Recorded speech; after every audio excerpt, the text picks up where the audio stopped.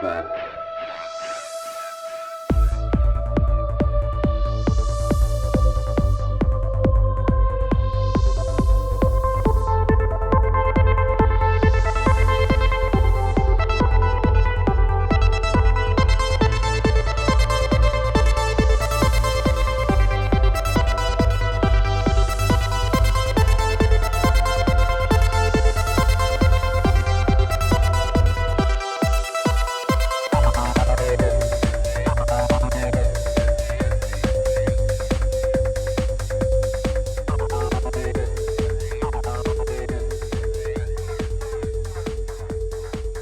What's up? Another episode of the Ripple Effect Podcast. I'm your host, Ricardo Vance, also known as Ricky Franz, and a great episode for you today. Today we have an expert in the field of UFOs, ETs, sightings. We hit on all those topics and more, the implications of all this stuff, why people are discussing it on mainstream media and in a more serious fashion than ever before, all that and more. And today's guest is the founder and executive director of Paradigm Research Group, Stephen Bassett. His name might sound familiar because he's been interviewed on many popular shows. He's been on the History Channel. He's been all over the place discussing this topic and the importance of it. So hopefully you guys really enjoy the first full dedicated episode to these type of topics. I'm going to try to keep this intro short because I think my last one was pretty long, but I do have some quick updates I want to give you.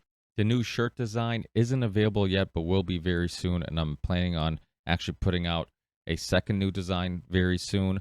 So make sure to follow me on Instagram, Facebook, Twitter, Parler, any of the social media platforms you're on. And of course, you can find all these things in the show description. Make sure to follow me so you're the first to know about the new t-shirt design and also any other updates. Remember, this is a value for value show, and purchasing merch is a great way of supporting the show, but other ways are PayPal. You can support me on Patreon, but if you can't financially support the show, there's other ways of supporting the show. Share the show, review the show, tell people about the show. That all goes a long way and helps.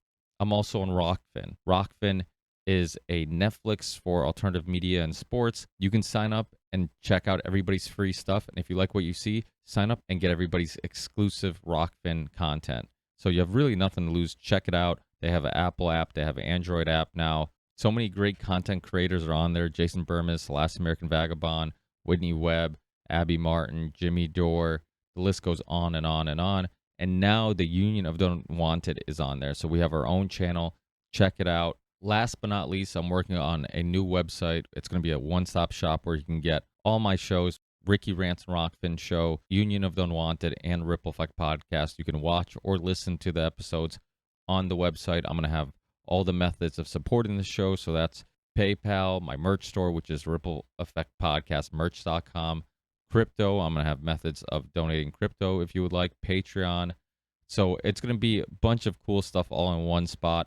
So soon I'll be announcing that it's launched and up and running. So keep a lookout for that too. All this stuff, as always, is going to be in the show description. And that's it. Enjoy the show, and I'll talk to you guys in the next one. Peace.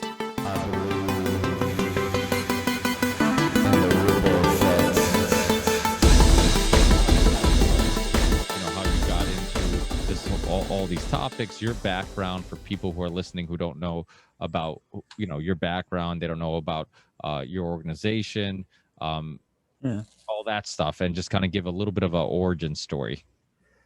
Yeah, look, it's nothing special. I've never had a sighting. I'm not a contactee. I beg them to come for me, but they won't come.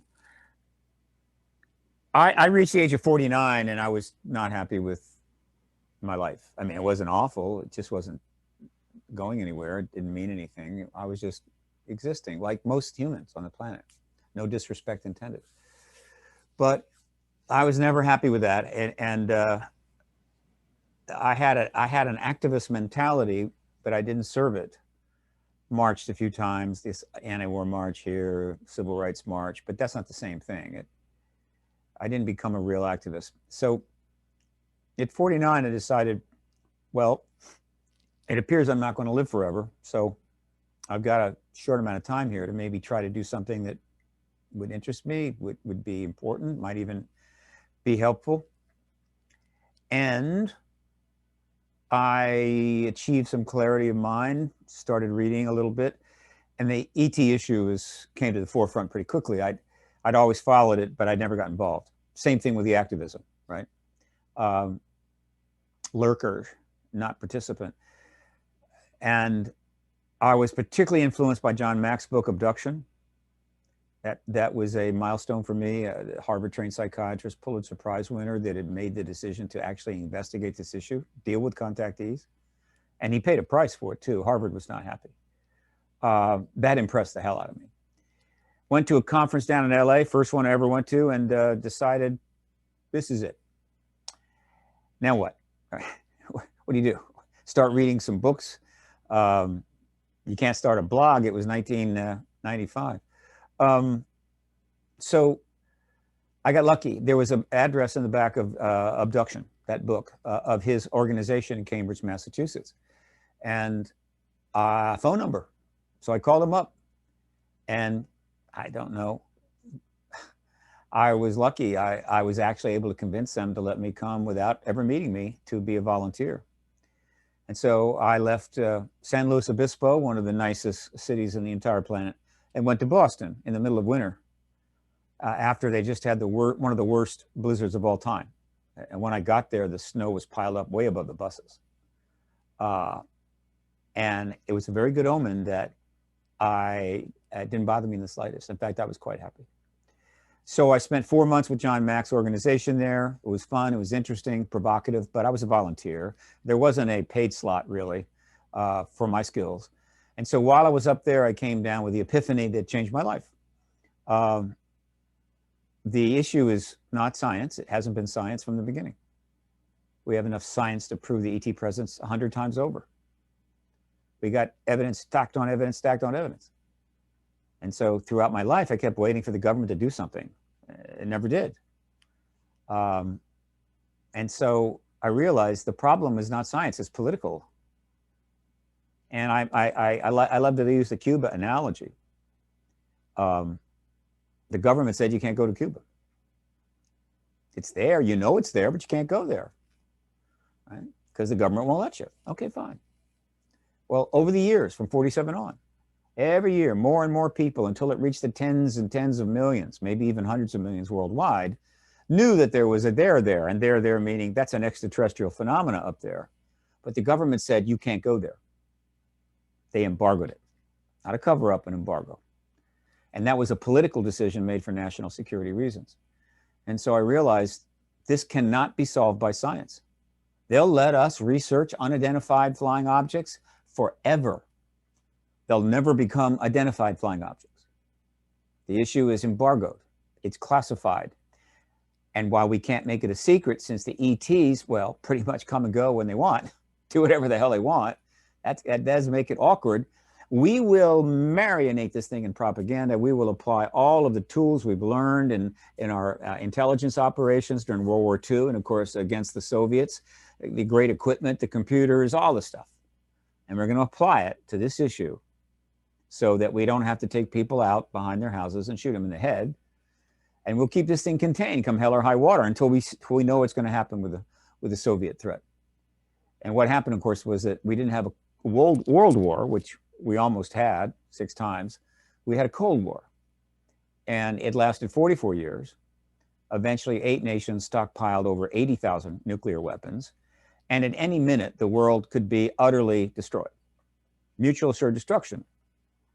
And so that locked the truth embargo down. It meant that the ET issue was absolutely locked up until that was resolved. And it finally was sort of resolved in 91.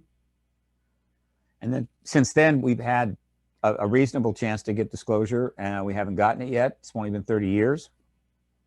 And that's how it happened. I got a chance. If I hadn't gotten that opportunity to go work with John Mack's group and be part of that, I might have floundered early and just gone, what the hell, and ended up being a tennis bum. Yeah, well, it's funny because purpose is something that we kind of don't talk enough about, just finding a reason to wake up in the morning, something that's fulfilling, not just going to work, not just, and I think that's a big contributor to people being unhappy, people feeling empty, feeling like, you know, something's missing in their lives. It's a lack of community. It's a lack of purpose, lack of doing something. You know, I think a lot of people in, I guess for lack of a better term, the alternative media community, content creators, podcasters, YouTubers, you know, researchers, a lot of them, one thing we all really enjoy about this is we feel like we're doing something, you know, and I named the show the Ripple Effect Podcast because I truly believed in the ripple effect, this idea that, you know, we can all do something, we can all spark something, create a little bit of a ripple, and we never know what type of effect they'll have on the world, and doing something is better than doing nothing, and at least you feel better knowing that you're attempting to contribute something. So you know, I love your story because I think that like you said, maybe it's not as there's no, it's not as sexy as maybe some people would think, dramatic. but yeah, not dramatic, but it's a very human story. It's a story that I think a lot of us have those internal dilemmas of, okay, should I be doing something? Have I been stuck in this cycle of going to work and paying my bills and maybe buying some material things that give me some temporary happiness, or maybe making myself happy with some, you know, drugs or alcohol, whatever it may be. Is there a greater purpose that I could find and that could bring me true fulfillment? So I love your story. Was there any so when you got into these topics, was there any story like Roswell or the Phoenix Lights, anything that really was like the most compelling to you, that really is like, okay, you know, I wasn't sold on ETs and UFOs, but now this is really, I'm at the point where like now I'm all in? I'm going to answer that question, but first I'm going to respond to something you said. You touched on something very significant. It turns out that having a purpose in life is not common.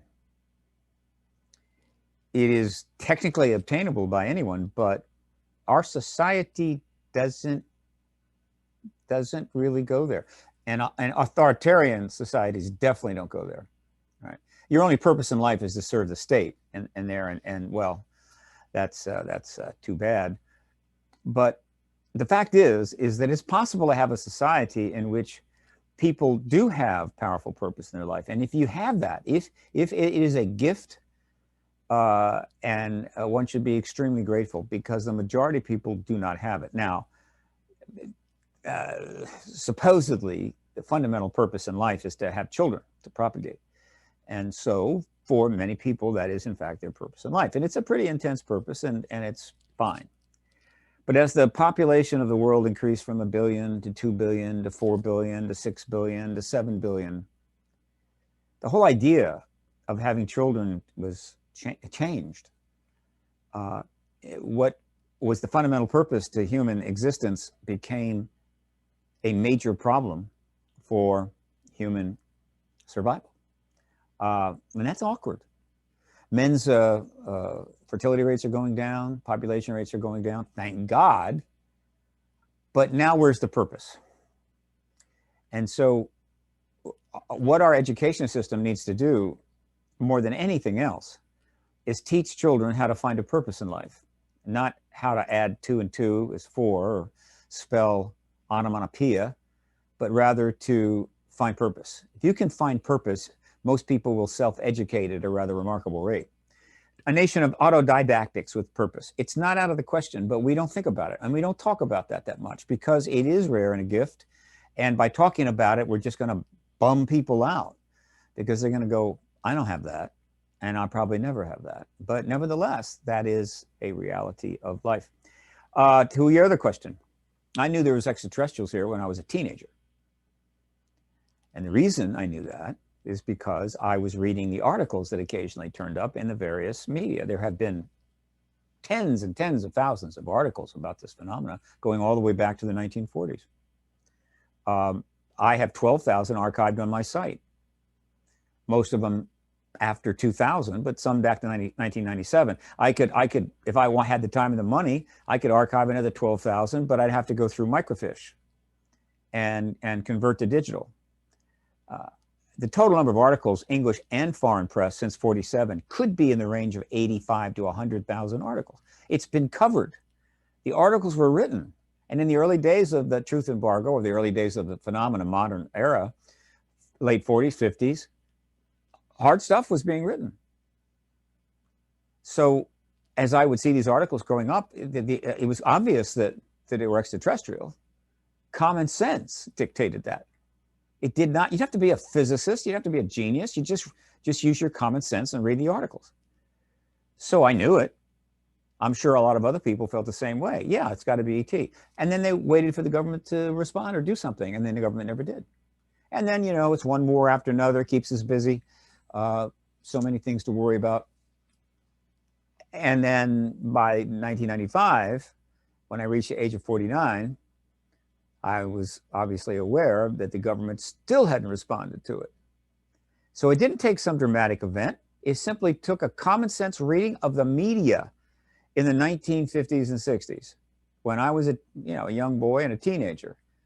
So that gives you a sense of how effective the truth embargo has been. In other words, you don't talk about this. It's silly, it's stupid. If you're in the military, we'll punish you. If you're a journalist, you could have problems getting information from us. If you're a TV network in 1950, there's only 3 of you and you're all under FCC mandate. Want to lose your license, et cetera, et cetera, et cetera. So they embargoed the ET issue, just like they embargoed Cuba. Only the ET issue is 10,000 times more important than Cuba. No disrespect intended. I think it's a very nice place. I'd like to go there someday. But the ET presence? And so we're in the 74th year of that. So there was nothing that did that to me. And even since then, I've never seen anything. I've not been contacted. Again, I begged them to come get me, but no. What drives me is not that there's ETs here. I've already known that for a long time. Or meeting one, no. May not, don't care. What drives me is that I am at heart an activist, and I got to be an activist. Now I'm a disclosure exopolitical activist, all right? So you're saying, okay, he's an ET activist. They like to call me the UFO lobbyist. I hate that. I did register, I'm still registered, but UFO is a useless, bastardized term and no more value. UAP is the new term. It means exactly the same thing. It's just not corrupted. So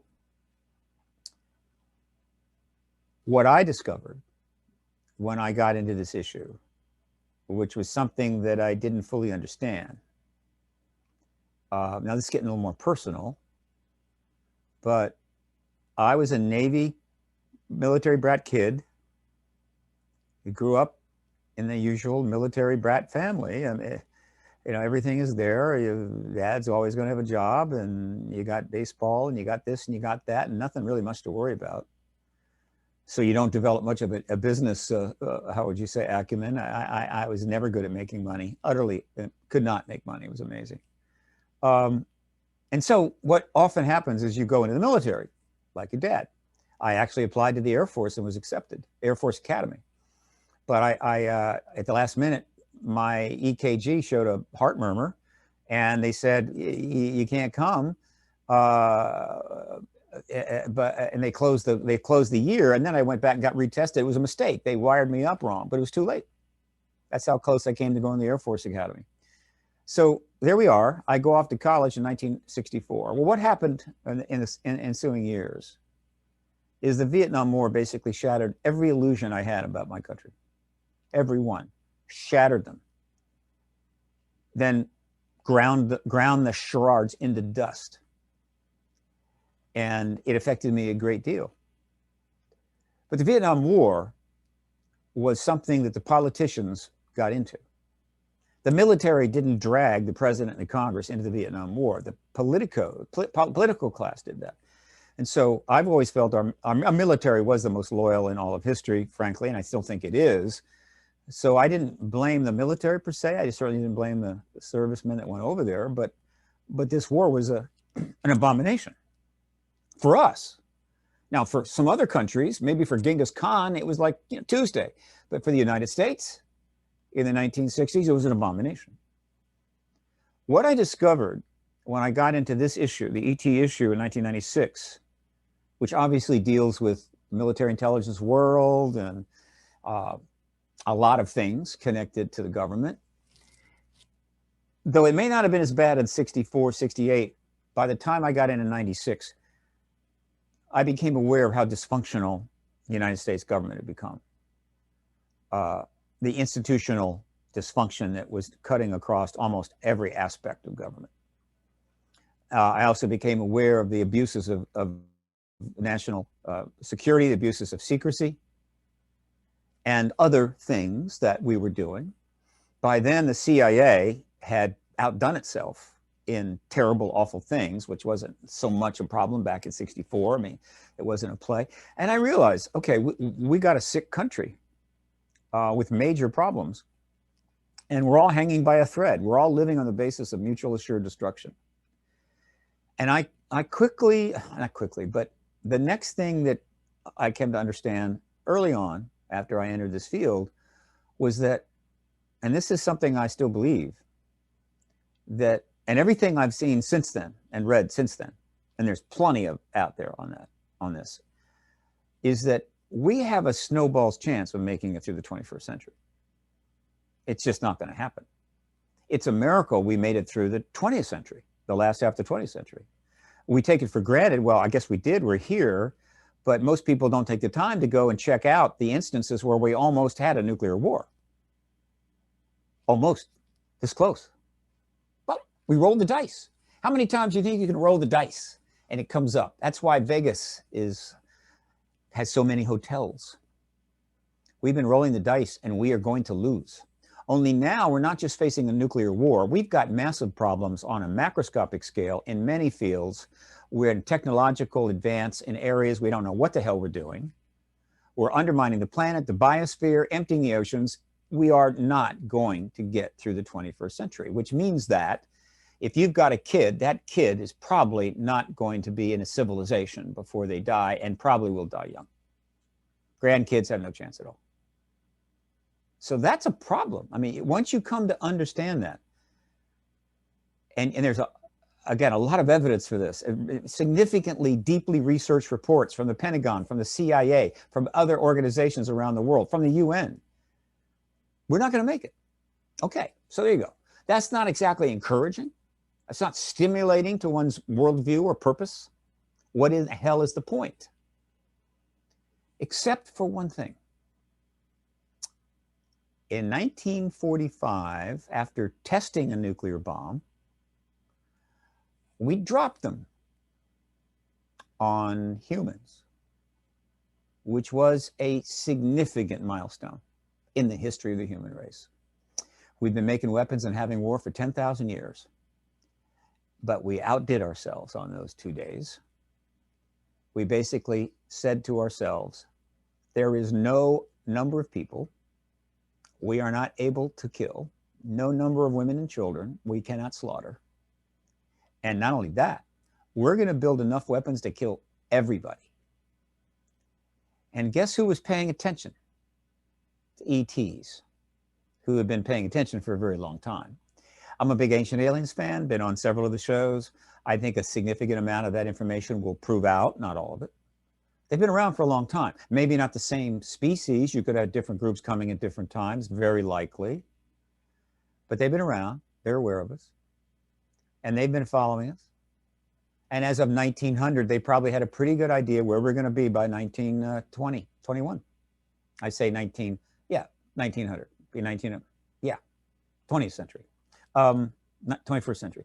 So in terms of our technological development, the kinds of things we're going to get into, our population size, all of that, environmental impact, sure.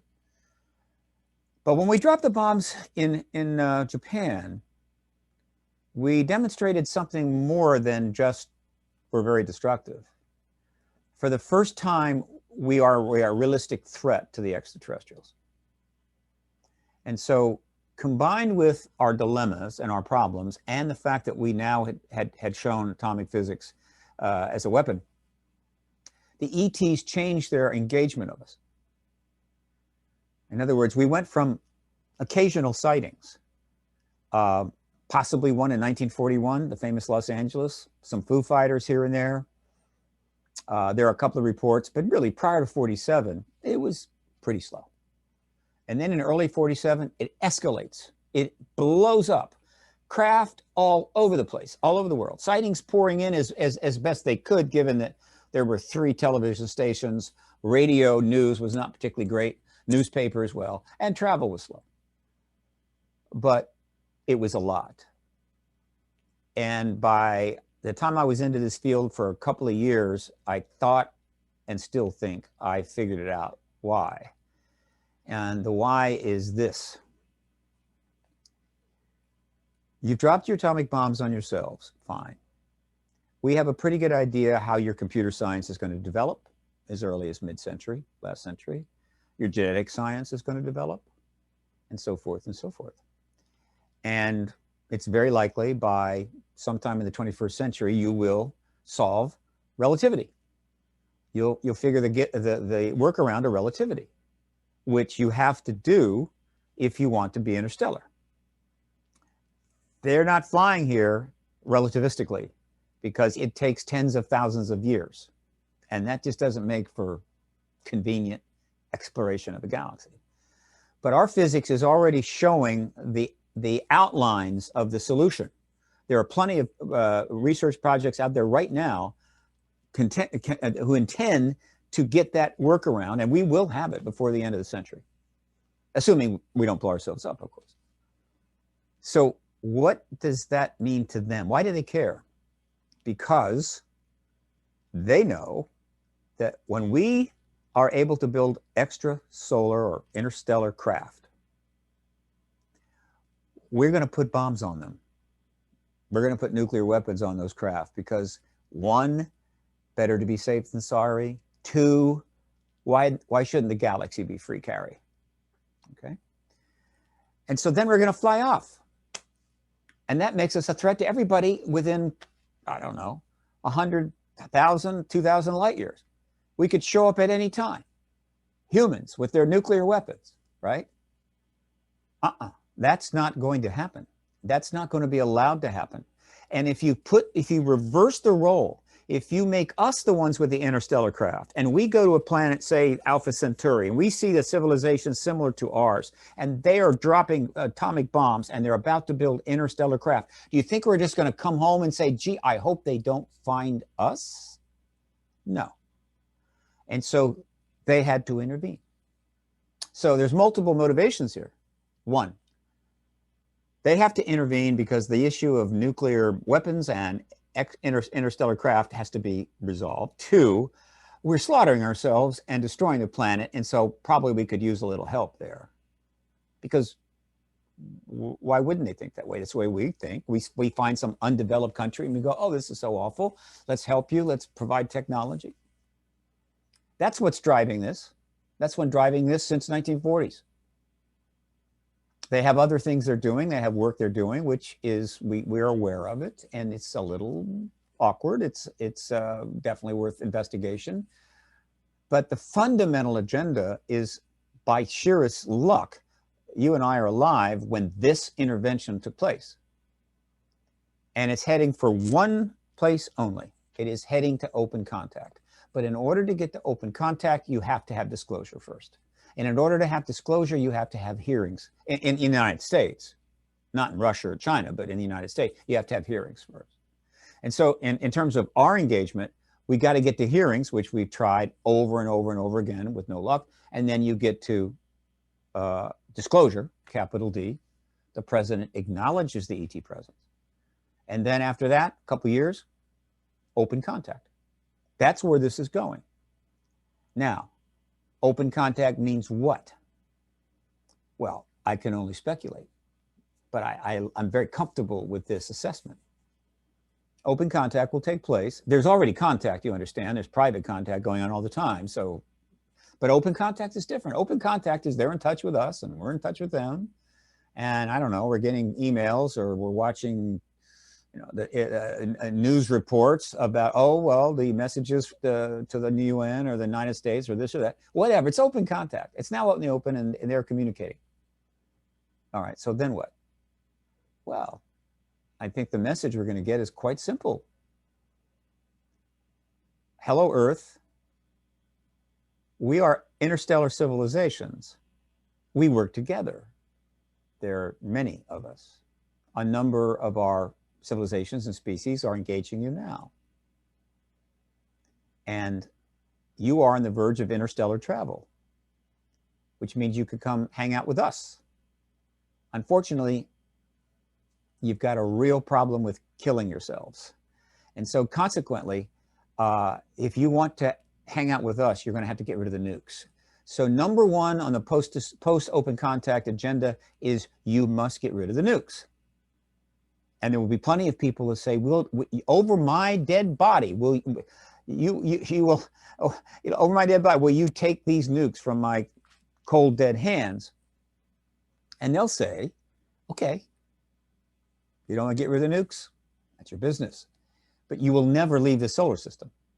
Build all the solar craft you want, or interstellar craft you want. They will never get off the ground. They will be destroyed. Period. You don't like it? Tough. That's number one. Number two, assuming you want to come and hang out with us, assuming you want to engage the galaxy, which is as we do, and you're willing to get rid of the nukes, we may be of help. We can help you. And people say, well, why would they do that? It's exactly what humans do. When we're not invading a country, we're usually trying to help them. You're poor, don't have water, here's water. Don't have medical care, here's medical care. We've been doing that for a long time. It's the upside of the human existence. Great, wonderful. I think they're the same way. And so consequently, what we could get from them post-open contact would be key technologies that would, one, help us to deal with the environmental problems we have, help us to deal with our health issues. We're pretty sick. We're a very sick species. The list of diseases we suffer from is very, very long. There is no law of physics in the galaxy that says that any particular species has to have any disease, frankly. It's just kind of the way it happened, but it's fixable. All right. Some religions feel you need to suffer. You need to have pain and suffering and disease. Somehow it serves a higher power. I'm not a proponent of that. And so I believe they have the technologies to heal just about every disease we have and every genetic defect we have, though we'll be there soon ourselves, at least genetically, though we'll probably misuse the genetics. And so they're basically saying, here are healing technologies that will prolong your life, eliminate disease and human suffering. Here is other technologies, some of which we may have already garnered from crash vehicles, that could help you deal with the other problems that you're facing, so that your planet could become a pretty nice place, like our planets. So now you know why I have a passion for this. This is a process leading to our finally fixing this screwed up world that we have spent 10,000 years getting to, and our screwed up worldviews, where we're capable of killing anything at any time. I don't care what animal it is, brothers, sisters, mothers, aunts, uncles, aunts, whole classrooms of children, doesn't matter. We'll kill anything. Fixing that worldview, and the only thing standing between where we are now and that place is the truth embargo imposed on the ET presence by the governments of the world, led by the United States with the collateral cooperation or non-intentional cooperation of Russia and communist China. All my answers will not be this long. It's all right. The listeners are used to hearing me talk, so good. It's nice to hear another voice. Yeah. So why do you think the New York Times, because that article was a big part of getting it out into the public and almost making it acceptable to discuss and to look at as a serious issue that we should really consider and talk about? And why do you think all of a sudden, because like you said, it's not like there's been a lack of articles in the past, right, or research, or this discussion has been around for a long time, but all of a sudden it's like now the Pentagon seems to be much more open to discussing it. They seem to be much more honest about it. Why the change of heart, you think, all of a sudden? All right, here's some analogies. You've seen this in movies, right? Where somebody's trying to escape from something, right? And there's one where the guy's it was Uma Thurman. She's trying to escape from she's in a coffin, right? They buried her underground. And so you just keep hitting it, right? You hit it, you hit it, you hit it, you hit it. And you can't break it with a single, but you just keep doing it over and over and over again. And eventually it breaks. Okay. There's that. But then there's a situation where, say it's a door to a massive castle. You can hit on it for 1,000 years. It's not going to break. So you need to get a bigger battering ram. All right. So if what you've got will not break that door down, no matter how many times you hit it, you go get a bigger battering ram and you break it down. And so the situation is that from 1947 to 2017, a whole lot of people pounded on the door. And occasionally they found something to use and they hit the door with that. None of it was big enough to break that door. Until 2017, when a battering ram big enough to break the door was brought into play. And that was the To the Stars Academy of Arts and Sciences, which was launched on October 11th, 2017. We knew something was coming, but we didn't have details. Tom DeLonge had provided some hints to George Knapp on a show that March 26th, I think, something like that, of 2016. And he really kind of danced around it, but something big was coming. And he was talking to people in the government, but we didn't know what it was. And I didn't believe it, frankly, until a book he mentioned was in play, actually was published the next month. But then again, we didn't know. Well, we found out about a year and a half later, October 11, 2017, it was the To the Stars Academy. Why was this the battering ram big enough? Because when the To the Stars Academy website was launched, I obviously went and read the bios of all the people involved. And I knew instantly a couple of things. One, this was the most potent collection of individuals ever brought together to address this issue. Nothing even remotely close. And two, at this point, at that moment that website went up, something was happening that I never thought I'd say. That the disclosure movement, the disclosure activist movement, was now being led by the military intelligence complex itself. That had never happened before. Why did I think that? Because these people were all career military intelligence operatives, scientists, intel, physics, highest security clearances, full-fledged careers. They could leave their jobs and go work anywhere, make tons of money. And here they are in this public benefit corporation that needed to raise money, led by a rock musician, all right, taking a substantial risk, both legacy-wise and financially, regarding this issue. And they had a mission statement about how they were going to investigate various technologies and this and that, and entertainment and books and so forth, educate the public, so forth and so forth. There is no way that happens unless they are backed up by people inside the government.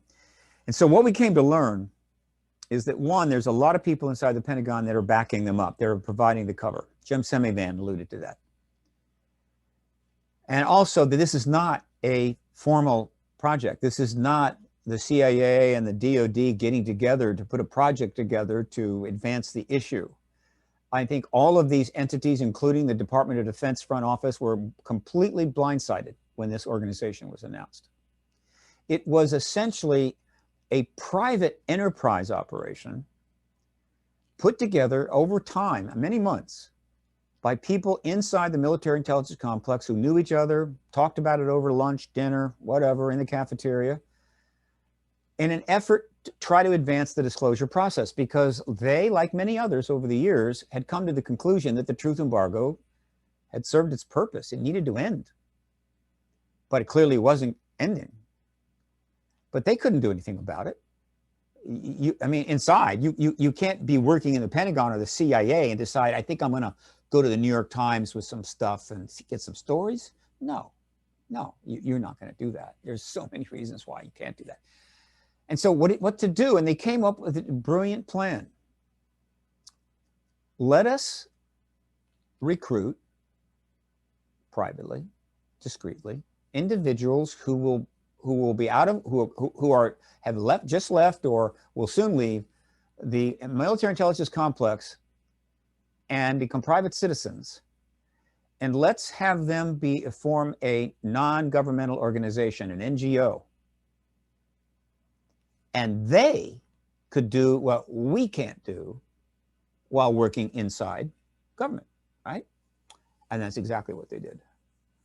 And so what happened was, okay, they launched, and I'm thinking, this is big, but what's going to happen next? Because what's going to happen next is going to tell us that, what happened. One of the things that happened next is they did a little fundraising, $5 a share, public benefit corporation. They raised about $2.5 million. I think they expected to raise $25 million, but fate stepped in because you got to have money to operate. And these people are not going to work for nothing. And so no problem there, but that was not important. What they did was they delivered the news stories to the New York Times. They provided the information for the New York Times to vet and eventually produce those two stories, December 16th, 2017. And those two stories changed everything. They were the Rubicon of the disclosure movement. When those two stories hit the front page and the website of the New York Times, when those gun camera footages went up on the website, they've now been seen by hundreds of millions of people around the world. The disclosure movement crossed the Rubicon. There would be no turning back, no backpedaling. It was going to go right from there to disclosure. It was just a matter of how long. That's what changed it, those two stories. And why did they print those two stories? I mean, they've written stories about me, but they didn't have that kind of impact in the New York Times, because this was a battering ram far bigger than me. These were highly classified careerists from the DIA, the CIA, the DOD, even from the Skunk Works, physicists, geneticists, intel operators. Undercover, intel undercover people. Hey, it's called gravitas, man. If you've got it, spend it. And so that was it. And I believe the plan was to launch this organization shortly after Hillary Clinton won the White House. That was the plan. And then the New York Times articles would follow.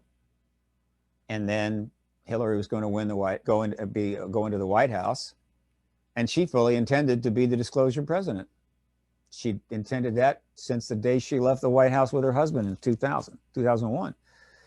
And so they knew this was coming. They anticipated it, expected it, saw it coming. And so they had to move. That was another reason why they had to move. Not simply because they wanted the disclosure to happen or the truth embargo to end, but because they knew what would happen when it did end. In other words, when a president finally decides, by whatever means, to end this embargo, and any of them could if they wanted to risk their political capital and cause a fuss, absolutely they could have done it. When that happens, what that president and the political party of that president and pretty much everybody else in politics in Washington, D.C. are going to do is blame everything on the Pentagon, everything, and the Air Force and the services. We wanted to tell you, they wouldn't let us. They kept information from my husband. They kept information from Jimmy Carter. They've lied, they've deceived, they have all these classified programs. It's all hidden, it's buried, it's underground. They're the problem. We are the great truth givers. And these people that have defended us for a very long time, not overly paid, do not see themselves as the enemies of the state. And they weren't looking forward to being thrown under the tank by the political class, which I assure you has been part of the truth embargo all along. And so what do? Simply wait for the hammer to come down? No, you find a way to get the military intelligence complex out in front of the issue before a president discloses, which in the case of Hillary Clinton, they had to move fast, but she lost. And the whole thing was thrown up in the air. What now? So that gives you a sense. A lot has happened since then, of course, but that gives you a sense of what has led up to what's happening right now. This escalating press intensity, which is starting to approach feeding frenzy. It's not there yet. Give it a little more time. Is the product of 3.5 years of activity by the To the Stars Academy principals and the subsequent events that followed and the media coverage of that, stretched out over time, because the political arena that emerged after the election was one of the most chaotic in American history. And so it was like a Category 5 hurricane. And you can't go outside in a Category 5 hurricane and try to play canasta. It ain't going to work. So you have to wait and slow down. And so they had to stretch this out. That was not the intention, I don't think. But they still made progress. It worked its way along. And not surprising, when the politics changed, when the administration changed, when a lot of that chaos started to dissipate, exacerbated by the pandemic, which didn't help either. I mean, that add that onto the political chaos, and it's amazing we've got anywhere. But with the pandemic starting to finally come around, now the thing is escalating. In other words, what we're seeing now is what we would have seen in 2017, only it's happening in 2021. And it's moving very, very fast. It cannot be stopped. The truth embargo will end. It should end this summer, meaning that Biden will announce the ET presence this summer, sometime during or shortly after the hearings, which must happen first. The thing about Tom is that because he came from Blink 182, and I grew up listening to Blink 182, mostly early days when they were more punk and less pop. But they, it was a weird choice for the face of the organization. But I know when the Podesta emails were released, seeing the links between him and the government and all these high-ranked people, and then, like you said, To the Stars Academy, like the resumes of the people that were on the, a part of the organization was like mind-blowing. And it's like, okay, well, you can't disregard this. I mean, these are credible people. Sure. Like you said, these are people that are putting their careers, their names, their reputations on the line to discuss something that, I guess for the average person is kind of controversial or taboo. So it's pretty mind-blowing. Why do you think he was the face of the organization? Why was he chosen? Do you think it's because maybe they assumed he could break through with his, just his celebrity status? Almost. They like to say that Tom put this all together and recruited them. I understand that. I get that. Tom's place in history is assured. He has one. There's no question about it. But I think when we get all the details, and we haven't gotten the origin story of this, we really haven't, and they can't tell us, because that creates a lot of problems, particularly for the people inside that are backing him up. Tom was interested in the issue, and he had been trying to get in touch with people for years. He had a lot of money. He could fly around, go to, if there was some get together in Washington or California, whatever, and there was going to be some high ranking people there, and a public could buy a ticket. He'd buy that ticket, he'd go in there, and he'd find somebody and say, I want to talk to you. So he was working it hard. And one day they said, let's talk. Now, the reason ultimately is not that important. But the fact that he was included is non-trivial. And I think, I know that a lot of the original group would like you to think that they were just sitting around going, well, the world's going to hell. Hillary's going to win the presidency. What does that mean? We don't know. And Tom came in and just enlightened them about the fact that the government needs to be part of the solution and not the problem. I have trouble with that. What I'm comfortable with is this. This project was in the development stage. Ton turned up on the scene. And at some point, somebody raised their hand, symbolically, and said, if we put a group out like this with Lou Elizondo, 30-year career as a intel operations guy serving in undercover and behind the lines and all that, CIA con, CIA Summervan, and we just put that out there, and the person leading it, fronting it, is like, what, a 30-year CIA guy? What do you think is going to happen? The public is not going to buy it. The public is going to see it as nothing more than a manipulative op. It's going to be distrusted. It's not going to go well. So here is somebody that wants badly to help, who's knowledgeable, has money, can get around, can help get things going. He's younger. He can relate to the millennials. He's got a high, he's well known, big social media presence. If he's the CEO, then that softens this project a lot. It makes it a little easier to engage. Maybe it's not an intel op. Maybe it's a reach out to the millennials using a rock star. It happens a lot. I mean, it's going on all the time. So in a sense, I think they said, that's maybe a good idea. And I think they said, okay, here we go. And he had a role, and he was doing stuff. There's no question about it. But the ultimate goal and where this is going is above his pay grade. And I say that respectfully. I really do. So that's my answer to Tom DeLonge's question. Where it's going now is this. Keeping in mind that they do not tell us where they're going. They will not tell us the origin story, and they will not tell us their agenda. They can't. There's a lot of things they can't do. One of the things that people don't understand about this project, in my view, that, and they've criticized them a lot unnecessarily, is that the To the Stars Academy was launched with a fairly well-defined rules of engagement. Okay, we're going to support you here. You're going to go out. You maybe go to the New York Times. You're going to give interviews, whatever, but you're not going to violate your NDAs. You're not going to break the law. You're not going to reveal classified information. And you're not going to say the word extraterrestrials. I don't care if you've known there's ETs here since you was 10 years old. You're not going to say extraterrestrial. You will have to find some way to answer questions without going there.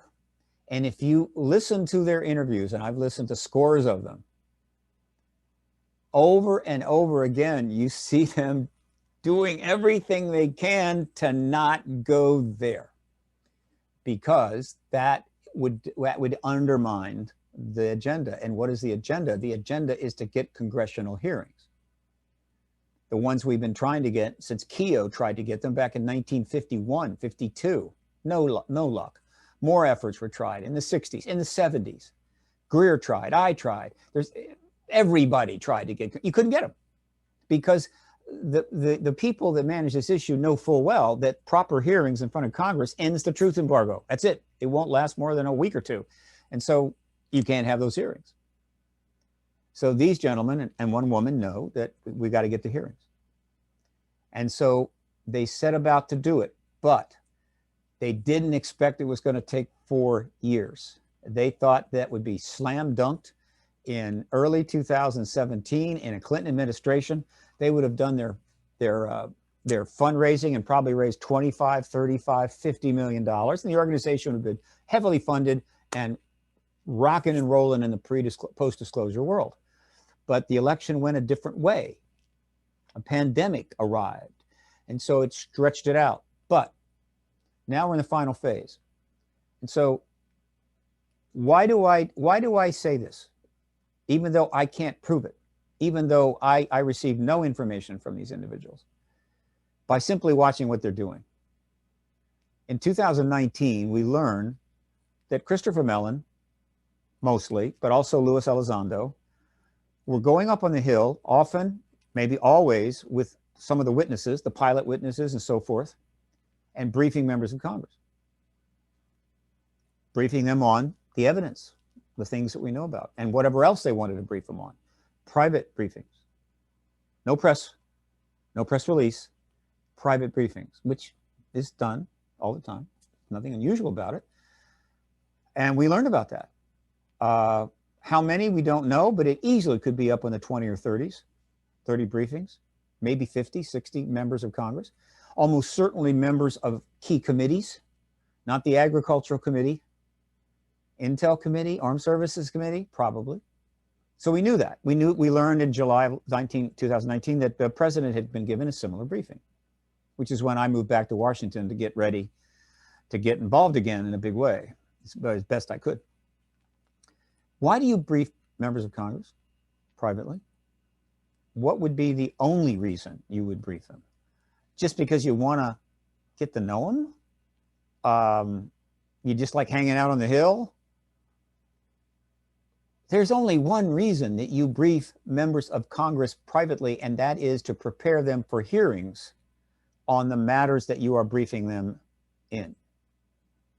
And so that was going on.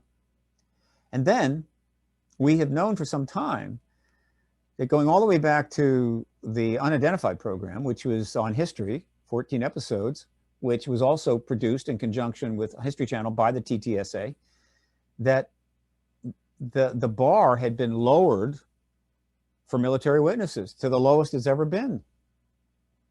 A number had already been on television. They'd been interviewed, Fravor, Day, the others, no consequences, no problems. The message was clear. To everyone that has ever served in the military or still active that has firsthand experience with the ET issue, which is in the thousands, came to understand the bar has been lowered. It's okay for me to come forward if I wish to. And we believe they did. They started coming forward, and I believe they were coming forward to Luis Elizondo, who was the right person for this. I mean, he's ideal. We know he was going out and seeing witnesses, vetting them, and so forth. We think that went on for a long time. And so I'm convinced that Luis Elizondo has got a list of military witnesses that would fill a half a dozen hearings. So they got the witnesses. They're briefing the Congress. What comes next? It's the witnesses. I mean, the hearings, rather. Okay? Now, what do we know about that? Well, one of the members of Congress, the committee chairman of the Senate Intelligence Committee, the premier committee in Congress, Marco Rubio, took action. And it wasn't casual. He knew exactly what he was doing. He wasn't running in 2020, so he had no political risk. He's very smart. He understands the evidence, and he's smart enough to just read the books in my library over here. You want to see these? You know, I got a couple hundred there, okay? Marco Rubio is smart enough to read those books and figure it out for himself. He doesn't have to have the CIA give him a briefing. And so he put language into the the Defense Intelligence Appropriations Bill, not a legal demand, but a request from the Intel Committee in the comment section that they would like a report from the ONI and DOD about the status. Not I say report, it's really an analysis. It's not a research project per se. What's the status of how we're dealing with this issue? And have it back to me within 100 days, 80 days of the signing of the bill. Now, he knew the bill wasn't going to sign till later in the year. It was to sign on December 27th. So that put the deadline at June 26th, well into the next administration. So it was a very brilliant political ploy that got him enormous amount of attention. He's in articles all over the world, and he is out in front of the disclosure process. Doesn't matter that he's now the ranking member and Warner's the chairman of the committee, because in the Senate Intel Committee, they're pretty much equals. They operate as equals. So the two of them are like this. And I'm sure that Warner knew about that language, might have helped form it and supported it. So now we have a report coming this month. Probably. Okay, that's good. All right. Doesn't have to be spectacular, just has to have some substance. Okay. and raised some important points. And why is that good? Because getting members of the Congresses that we have had of late in this country to do the right thing, to do the difficult thing, to do the controversial thing is Herculean in its difficulty. Now, the briefings were all about the national security implications of the ET or the UAP phenomena. Perfectly appropriate. There are national security implications. And that's good, very safe. And that's how the hearings will be held, under the aegis that these are national security matters that we need to know more about. Now, the report comes in from the ONI and DOD with some interesting things. That just makes it easier for the committee to say, yep, need to have these hearings. Let's look into it. So it all comes together very nicely. Now, another tip-off was that a number of weeks ago, 3, 4, I'm not sure, it was announced that 3 members of the TTSA that had been with them from the beginning, over 3 years, had stepped away. Elizondo, Chris Mellon, and Steve Justice. Why? Bored? Fed up? No, not at all. They haven't stopped, though Justice is the one that stays in the background. I believe the reason they had to step away was because as we get closer to the hearings, there has to be the nuts and bolts negotiations. In other words, you actually got to work it out. Who, what, when, where, how, and so forth. And they were going to be involved in that. And the Congress and the political staff up there, they're not going to be comfortable with working this out with an NGO, an organization with multi-level mission statements and so forth. That's awkward.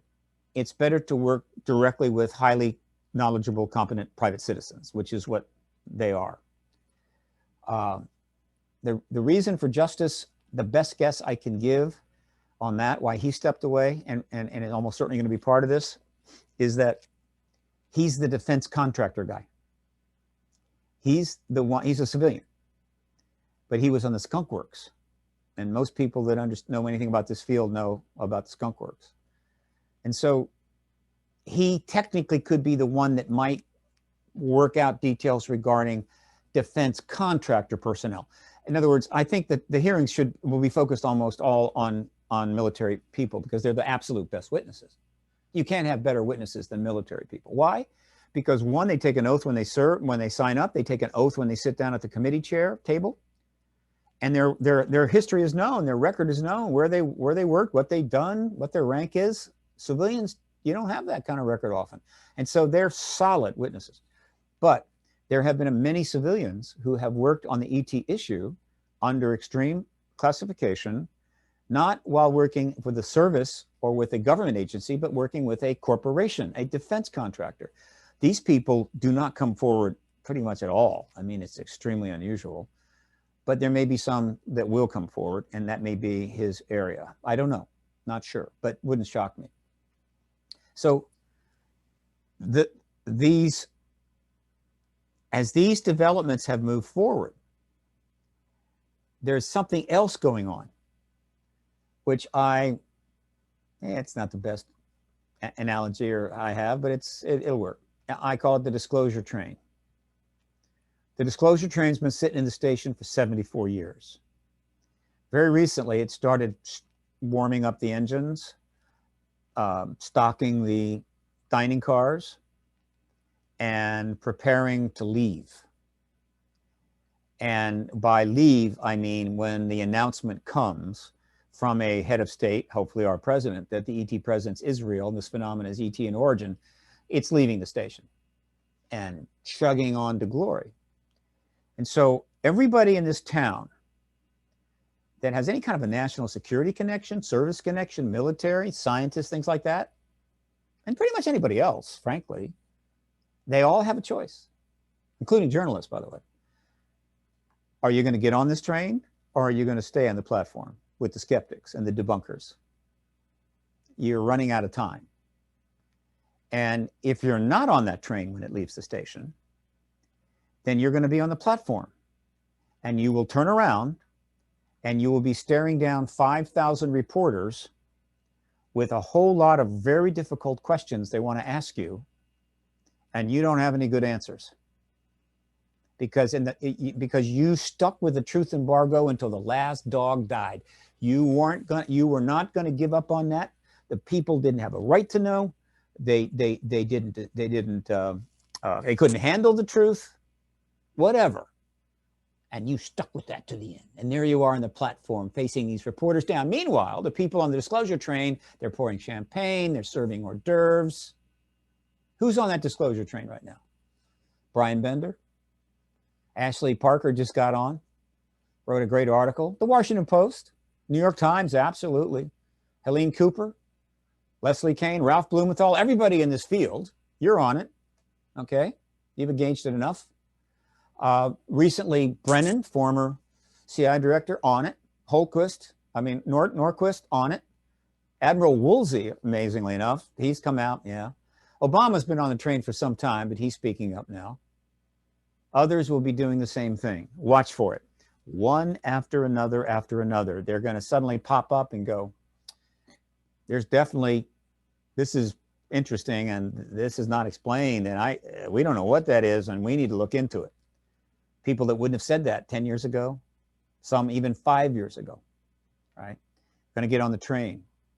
You want to be on that train. And so you watch, Avi Loeb got on the train. The chairman of the astronomy department of Harvard got on the disclosure train. How did he do it? It was tricky, but he seized on an opportunity surrounding an object called Oumuamua that flew through our solar system at 58,000 miles an hour, something like that. And it was the first extrasolar object that on record that was in fact tracked. I'm sure that others have come through, but it was notable. And it was odd, it was a little unusual. And so he looked at it and decided, I think this could be an extraterrestrial probe. I think I'll write about that. I think I'll speak about that. I think I'll give interviews about that. I'll write a book about that. And he's gotten tons of press. It's very likely this is not an extraterrestrial probe. There's plenty of science pointing in another direction, but there was some interesting aspects of it, and he seized it. Now, why do I care about that? Why do I even bring it up? I don't mind that he's on the disclosure train. He seems like a wonderful man. But let me tell you something. 30 years ago, in the 1990s, another Harvard professor or Harvard-taught psychiatrist working with programs affiliated with Harvard engaged this issue. His name was John Mack, and he wrote Abduction. And Harvard tried to run him out of town. They tried to squash him. Phil Klass tried to destroy him.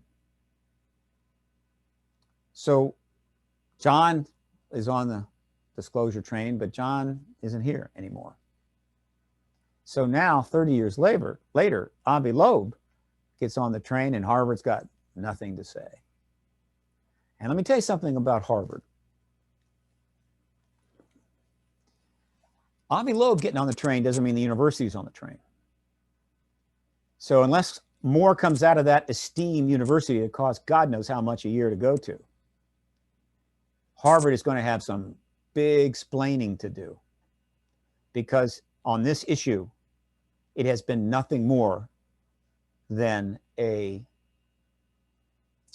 searching for the right word, water carrier for the 74-year truth embargo, the great bastion of intellectual inquiry and information and research, simply submitted itself to the truth embargo. Whatever. We won't touch it, won't study it. We'll run professors out of town, whatever government, whatever U.S. government, national security, no problem. We'll just stay here, charging $80,000 a year to come and learn acceptable truths. But Harvard's not alone. Name your university, Yale, Princeton, MIT, Caltech, all of them have served the truth embargo. In all of the years since 47, 74 years, there has never been a proper program of study on this issue. There have been a couple of vanity courses that a professor would get permission to do. A couple of community colleges did something. But for the 5,000 colleges, universities in America and the millions of professors that have passed through them since 1947, they have done nothing. It is the greatest intellectual failure of all time. It makes the Catholic Church during the time of Galileo and Giordano Bruno look like open-minded, engaging institution. American academia literally carried the water for the biggest lie in all of history for 74 straight years. And you want to send your kid to one of those schools and pay $50,000, $40,000, $30,000 a year plus room and board? That's an interesting issue. And so the esteemed leaders of those schools, right? I don't mean to cut you off. Your microphone sounds like it's got stuffed under here. It's okay. Oh, is that what it was? Can you hear me now? I can, but it still sounds like there's a hissing or something like that. Well, that could just be me. I'm probably talking too loud for the mic sensor. So by and large, every one of these universities is not on the disclosure train. Not yet. I don't know what they can do. There's not much time left. They're on the platform. And all of the leaders of these universities, the board members and so forth, are going to be standing there. And the press is going to want to know how this esteemed university didn't figure out there was an ET presence, given that it was already known by the government in 1947. And there's been 50, 60,000 articles about it and thousands of books and documentaries and witnesses coming forward, et cetera, et cetera, et cetera. How did you miss it? I don't want to be the president of any university having to answer that question. So we'll see. But the one thing for sure is everybody new that gets on that train, every institution that gets on that train, every organization, the day that it's going to leave the station just gets closer and closer. Yeah, you're seeing. You brought up some really interesting names because Joe Rogan, who was really deep into the UFO thing for a while, way back in the day, and then he kind of got out of it. He said a lot of people he would talk to seemed a little crazy or like they're making up stories. And of course, this is one of those topics where it wouldn't be that hard to kind of just make up a story and get some attention if you're one of those people who are looking for attention. And that could be an issue. But recently he had a Christopher, you brought him up, Christopher Mellon on, and he was a really good I think guest for this topic because he's credible. He knows his information. He he talks about stuff that was actually seen and stories that actually have some substance to it, and which I think is super important because what ends up happening is that basically if you get one person who seems a little tells some complete out of this world story and they end up being the face of that topic, it hurts the topic, so you need these credible people to come out and talk about it. And it's like, okay, you look at this person's resume, like you said, especially many of these people that have a history of working for the government or the military, who they are and where they worked and where they've been, their background's pretty well documented. So it's not just a crazy person looking for attention. And then recently he also had, Joe Rogan had Neil deGrasse Tyson on, who's, a skeptic who just talks about how these science people, and again, we all love science. There's nothing wrong with science, but this whole science is settled statement or when they say that we know this or we know that, it's like sometimes the most unscientific statements are coming out of people who are supposed to be spokespeople for science. And this whole idea of like, we understand this, we know this, it's like science is constantly debunking itself. Like the one thing we learn from science is that we don't know anything, you know, and we're constantly evolving our theories and based on new evidence as new evidence comes and all these things.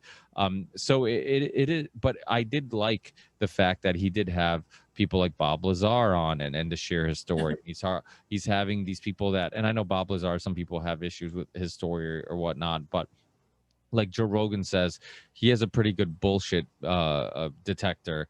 And when you look at a guy who actually is the opposite, you know, he doesn't want attention. He had to get talked into going on the show and share his story. And then there's also some mystery with like some of his past, you know, some of his past records disappearing and all this stuff. It seems like somebody intentionally was trying to discredit him. That to me is a, you know, is a sign that obviously they're trying to cover something up or try to make him seem like a crazy person who's just looking for attention.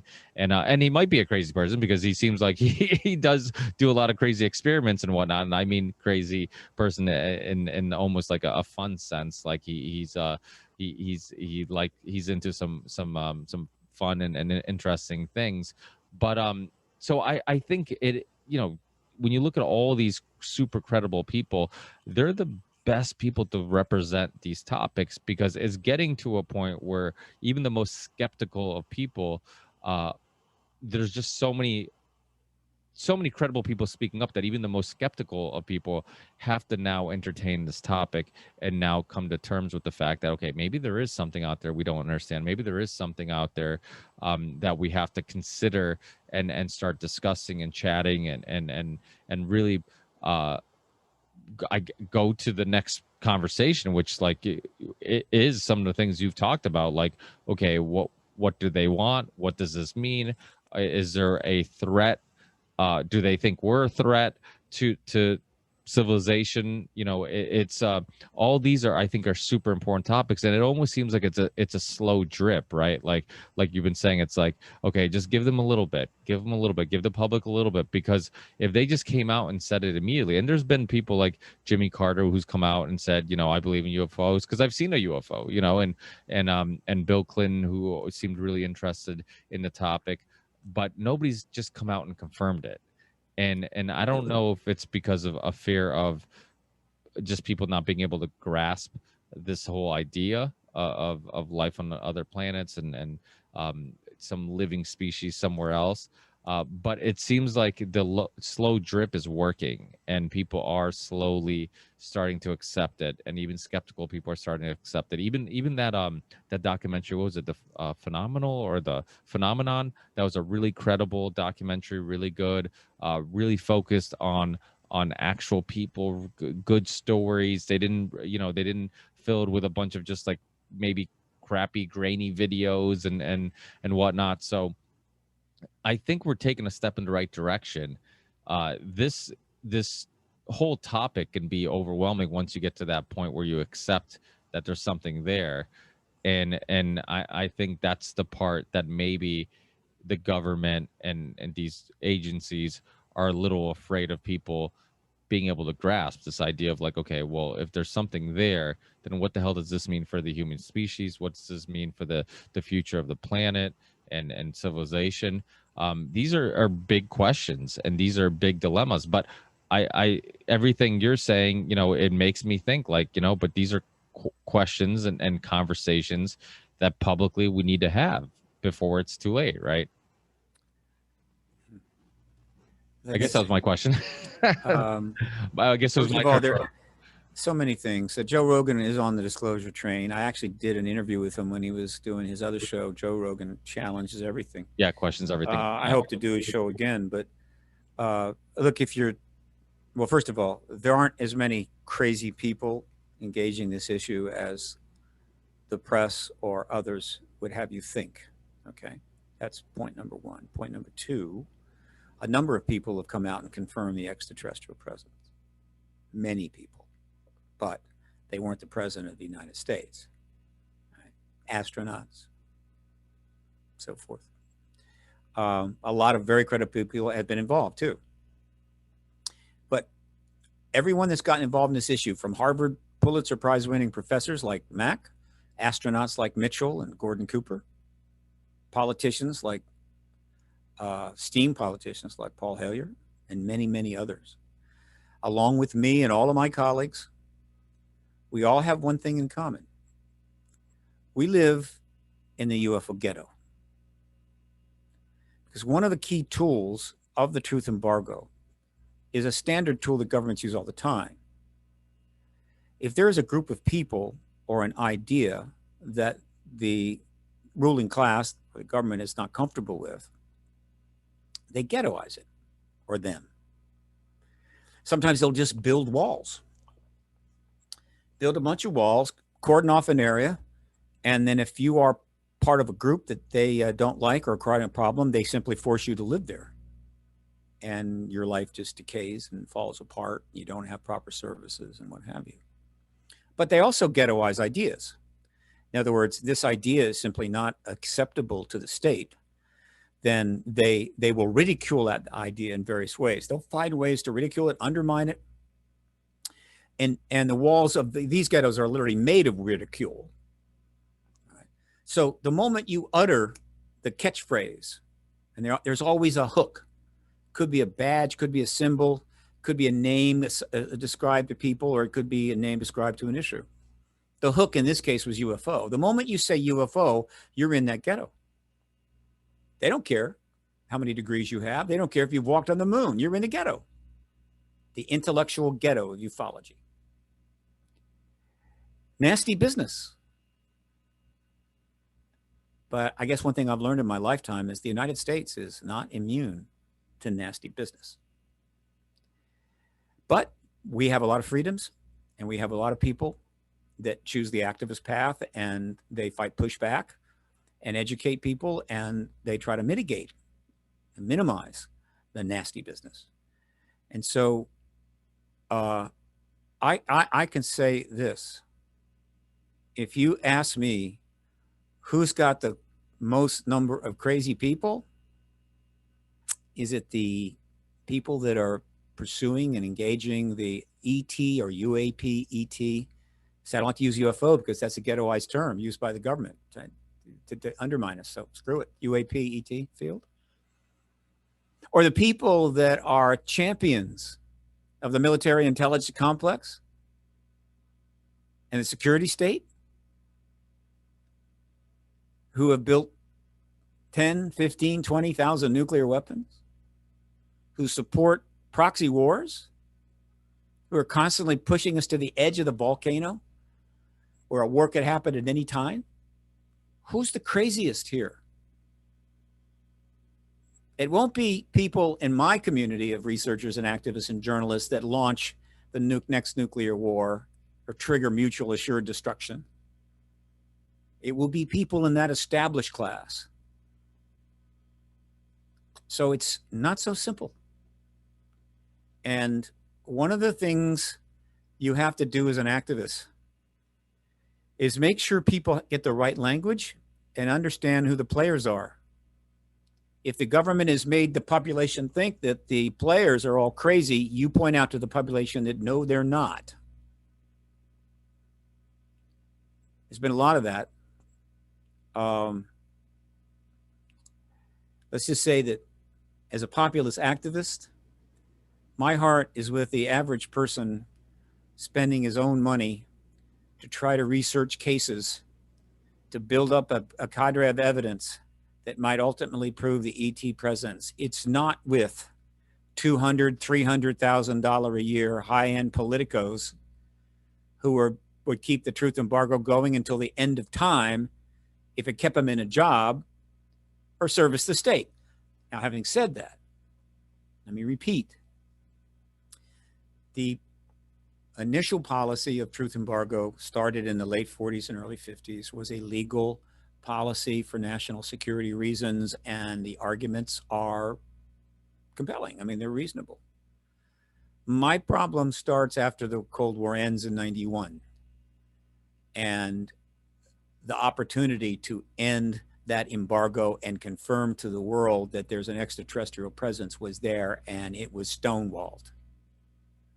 Because I believe that had that happened then, back under the Clinton administration, we would be in a different place today. Instead, we're back where we started from. The world is in chaos. There's many thousands of nuclear weapons. They're being upgraded.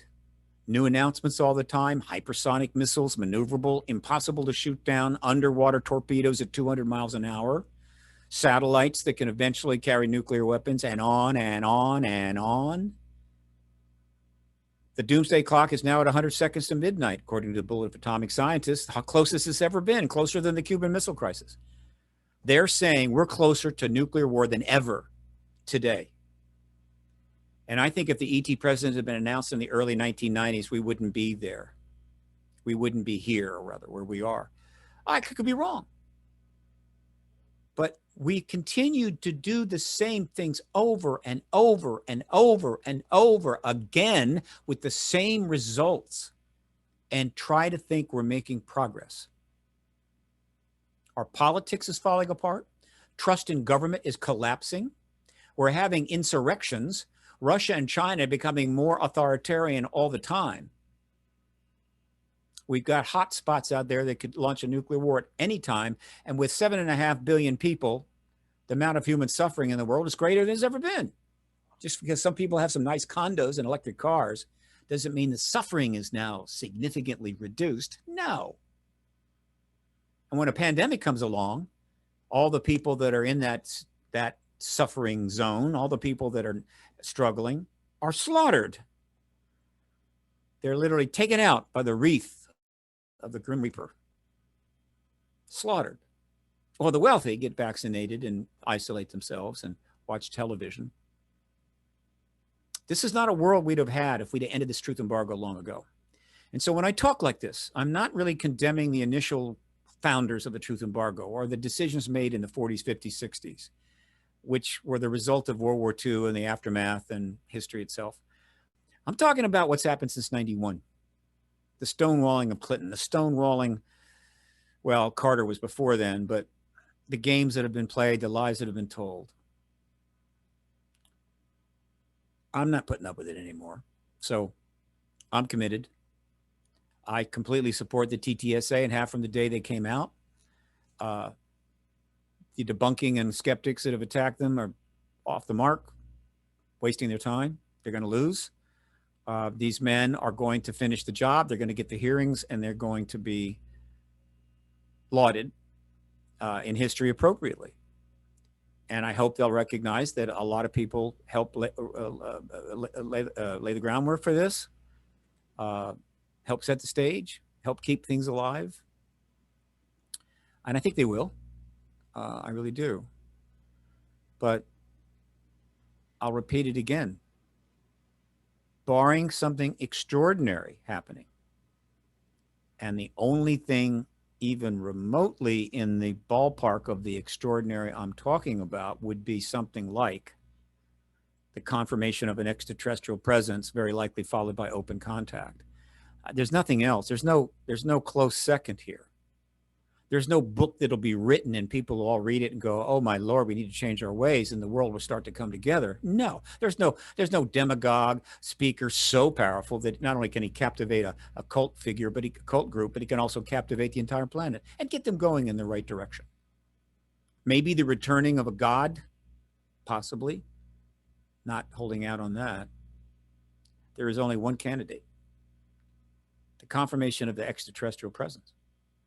The confirmation that we are not alone in the universe, the confirmation that there may be extraordinary opportunities that could come from this. This is the only thing that will prevent this century from being the last century anybody wants to write about, because everything after that is going to be so awful. Who gives a damn? That sounds harsh, but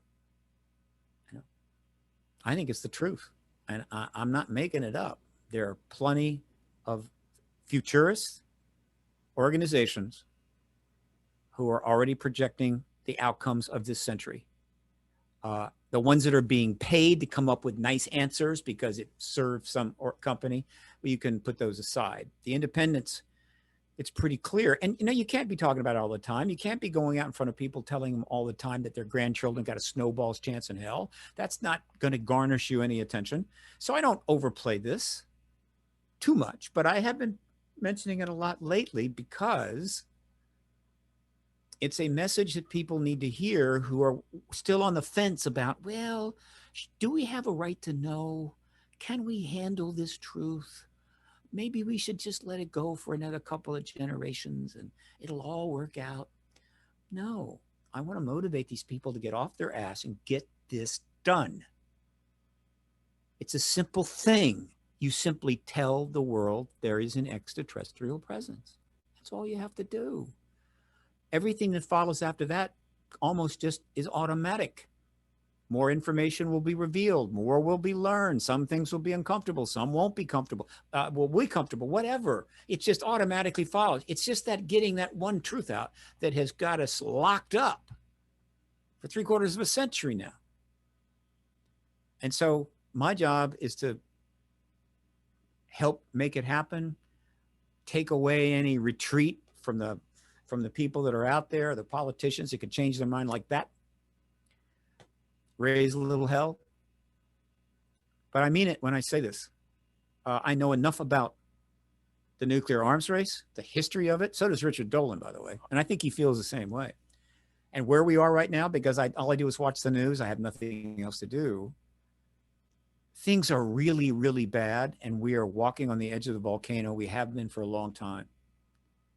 Don't wait for those streaks in the sky to be heading for your city.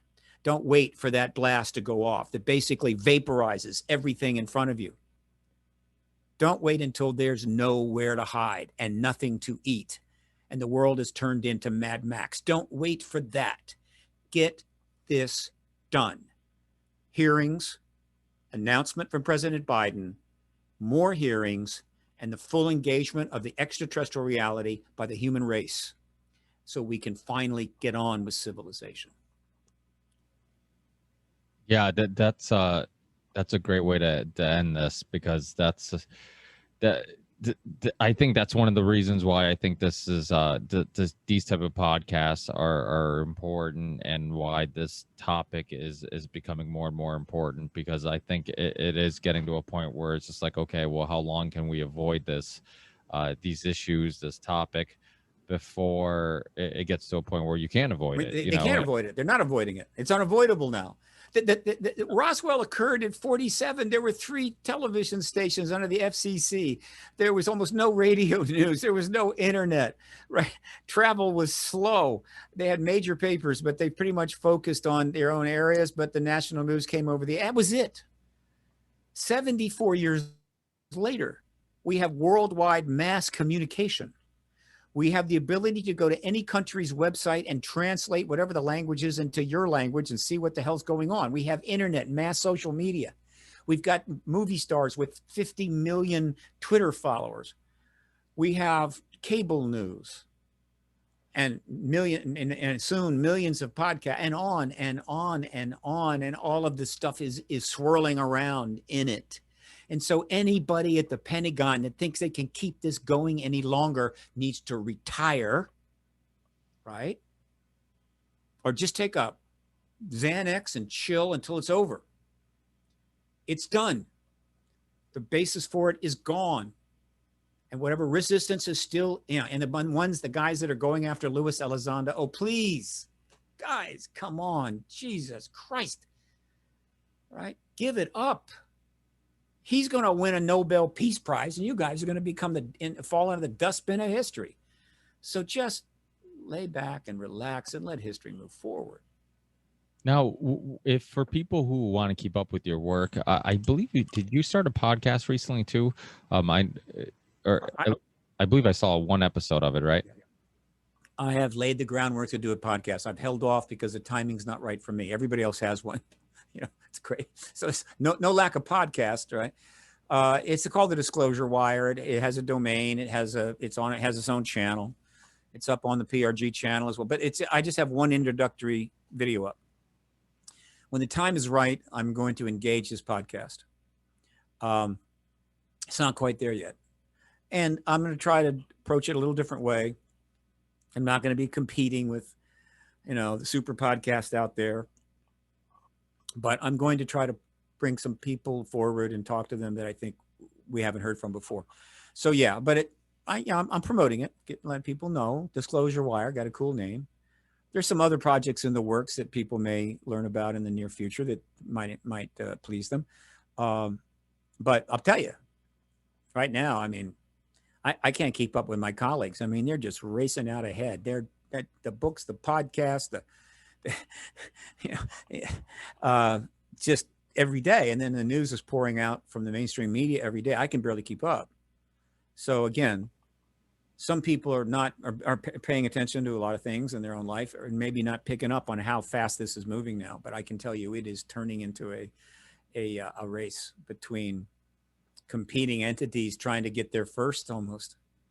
When I talk to the newspaper reporters now, I talk along the lines of, can I help you get ahead of this story? Can I help you get ahead of your competition?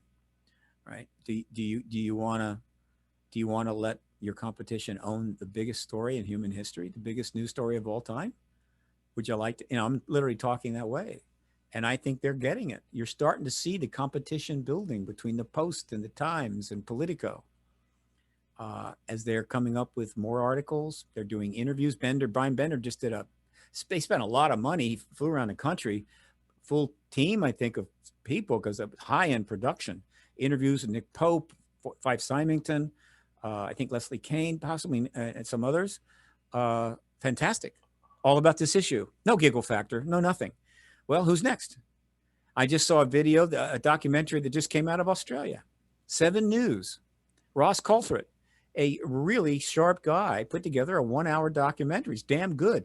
They paid his way over here. He flew all over the country, and it's just opened. It's Australian, but it's going to be shown here. It's very good. There's dozens of projects in the works in Hollywood. This is a steamroller going downhill. Either get on the disclosure train and out in front of it, or it's going to roll right over you. And so if people want to keep up with you and your work, so when the podcast is live and you're producing it on a regular basis, where are the best places to keep up with you? What social media platforms are you on? Which website? Sure. All that stuff. I'm sure Paradigm Research Group. Yeah. Follow me on Steve Bassett. Follow me, Steve Bassett, on Twitter, Steve Bassett on Facebook. ParadigmResearchGroup.org is the website. You can subscribe to free updates there. There's a huge amount of material there. Particularly pay attention to the print media archive under resources. My contact information is listed. It's never changed in 24 years. So yeah, I'm not hard to find. Particularly if you're a journalist. And I've got some things underway right now with the sole intention of getting my butt on CNN, MSNBC, and Fox. So let's see how that goes. But I've seen enough of my colleagues on these programs. It's time for me to get on there. So wish me luck. We'll see if I can. I used to do those shows, but it was a long time ago. I hope to get back on, so I can say things like I just said to you. I think one thing people tell me is that when they hear what I have to say, it's not like most of the other people that are addressing the issue. I'm coming at it from a different angle and a different approach. I'm not bragging. I'm not trying to criticize. But I'm a political activist. I'm really the only full-time dedicated political activist in this field. And so I look at everything from the political activist standpoint. And when you do that, when you look through a different prism, you see different things. And so that's why I tend to come at it a different way, and I'm able to say things others are not putting out. And I think what I have to say needs to be on these cable news stations soon. There's more to this than what we're hearing so far, and I'm going to try to get there. Well, if you want to do more interviews, I have a lot of friends in the podcast community, and I also host another show with 3 other hosts, Midnight Mike from the OBDM show, Charlie Robinson, who's has another show called Macroaggressions on David Icke's channel. And he also Sam Tripoli from the Tinfoil Hat podcast and a bunch of other podcasts that he does. Sure. And we do a big roundtable discussion show called the Union of the Unwanted. And we it's Okay. yeah, it didn't, the name, it's an awesome name. Mike came up with it. It came Good name. from, the origin of it is that we were all actually just talking about big tech and censorship. And then Mike's like, yeah, we're kind of like the Union of the Unwanted. And we're like, keep that name. We're going to do something with that. And then it kind of blew up, and we started doing these kind of Zoom conference calls with people with in the alternative media community. Initially, started talking about big tech and censorship, and then slowly we started migrating to other things, and we're like, hey, let's keep this up, let's make it its own show. And that's what we did. So we're due for doing one specifically on this topic, because we haven't done one on this topic. We've done one on a bunch of other topics, but not one on specifically this topic. So this is definitely one that I'll keep you in the loop for. And when we do Anytime. that, I'll have you come on. And I know there's a lot of other podcasters that would love to have somebody like you on to discuss this. So I'll definitely send you some contact information and hit up some of my friends in the community to be like, hey, here's a guest you might want to have on, and hopefully we can kind of spark some more interest in this topic and do our bit in helping, because I'm really, I mean, the interest is there and it's already sparked, but if we can contribute in any way, it'd be great. So but yeah, thank you so much for your information, for your perspective, for to share your story and all your knowledge. I think it's you do bring a different aspect to the conversation, and it's very down to earth, easily consumable type of way of discussing these topics that I think even somebody who might be skeptical can really listen to and research some of the names you bring up and some of the stories you brought up, and I think that's really important too, just to be able to really say the names of people, like, hey, here's a general, here's a commander, here's some person who is very credible, who is now outspoken about this, and giving people those credible names is really important. So Sure. This is my 80th interview this year, since January 1, most of which have been podcasts. So I am the podcast king. And happy to do it, because it's a podcast world. It used to be a Twitter world. Now it's a podcast world. We just live in it. So absolutely happy to do more shows. And I'm going to leave you with this. This is something I think your listeners, your viewers can benefit from. If you want to confirm Roswell, you just have to read one book. And that's Witness to Roswell, extended editions, because you want the deathbed confessions. Thomas Carey and Don Schmidt. If you read Roswell, anybody with a reasonable education and common sense will know Roswell was an ET spacecraft that crashed with bodies. Case closed. That's it. You don't need anything else. Then, if you want to know about the truth embargo, in other words, is there a truth embargo? Richard Dolan's UFOs in the National Security State, Volume 1, 1951 to 1973. Just read it. 200 pages. It's about 387 pages long, but just read the first 200 pages. And if you've got a reasonable education and common sense, the confirmation of the truth embargo is right there. Case closed. You don't have to read 1,000 books. We've gotten real good at representing this issue. And those two books alone, once you confirm Roswell, then you know that the government's known about the ET presence for the entire 74 years, which means they must be embargoing it. If you want to confirm the embargo, you read Dolan. After 250 pages of that book, you understand how they did it, why they did it, and how much they had to ignore and what they went through to keep it going. Case closed. So now you know there's ETs here, and you know there's an embargo. And now it's going to be a lot easier to get fired up and say, okay, let's have the hearings. And once those hearings have made the case, I want my president to come forward and confirm this, so that the rest of us know what's going on, not just the selected need to know people. The human race is 7.3 billion strong. And the idea that this issue and its technology and everything else is in the hands of a few hundred, maybe a couple of thousand people who believe that they have a need to know and they can handle the truth is an imbalance, which absolutely must be rectified.